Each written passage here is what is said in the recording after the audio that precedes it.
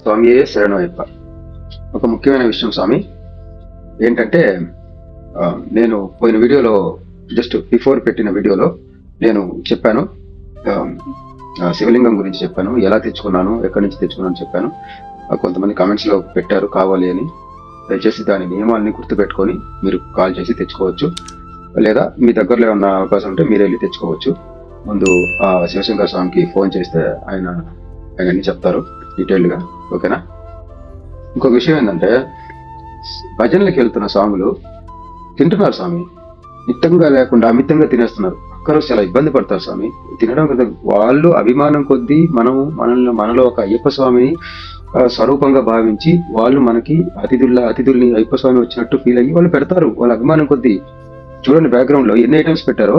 నేను వెళ్ళి ఆ భజనలో చాలా ఘనంగా చేశారు భజన అయితే. అక్కడ ఐటమ్స్ చూడండి ఎన్ని పెట్టారో, ఒకసారి బ్యాక్గ్రౌండ్ లో చూడండి ఎన్ని పెట్టారు. అన్ని ఐటమ్స్ వాళ్ళు పెడతారు స్వామి, వాళ్ళు పెడతారు. మనకు ఉండాలి కామన్ సెన్స్. నా పక్కన కూర్చున్న స్వామి అయితే ముందు పెట్టేటప్పుడే పూరి 2 సార్లు ఇది వెంటనే అడిగి వేయించుకున్నాడు. వడ ఇంకోసారి అడిగి వేయించుకున్నాడు.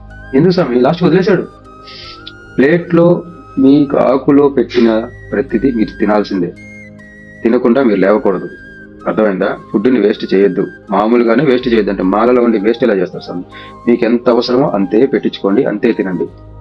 అసలు అక్కడ నేను ఒక్కొక్క ఐటమ్ పెట్టించుకొని మొత్తం కంప్లీట్ చేసేసరికి నాకు పొట్ట ఫిల్ అయిపోయింది, టూ మచ్ గా ఫుల్ అయిపోయింది. పక్క రోజు 3 times నేను స్నానాలు చేశాను, ఇంక వదలకూడదని 3 times స్నానాలు చేశాను స్వామి. అర్థం చేసుకోండి ఎలా ఉంటుందో. అందుకనే మీకు అవసరం లేదు అనిపించింది అనుకోండి, అది జస్ట్ ఒక స్పూన్ వరకే పెట్టించుకోండి, అంతకుమించి అవసరం లేదు. ఏదో ఒక ఫార్మాలిటీగా అది కూడా తినాలన్నట్టు. లేదా వద్దని చెప్పేసేయండి, మొహమాట లేకుండా, ఏం ఇబ్బంది లేదు. వద్దంటే పెట్ట నాకు ఇది ఐటమ్ వద్దు స్వామి అని చెప్పేసేయండి. ఓకేనా? దయచేసి ఇది ఒక నియమం లాగా తీసుకోండి. ఫుడ్ని వేస్ట్ చేయొద్దు. ఫుడ్ ఎంత కావాలో అంతే పెట్టించుకొని తినండి, ప్రశాంతంగా ఉండండి. మీ పూజలకి మీ నియమాలకి ఈ ఆటకు కాకూడదు. ఓకేనా?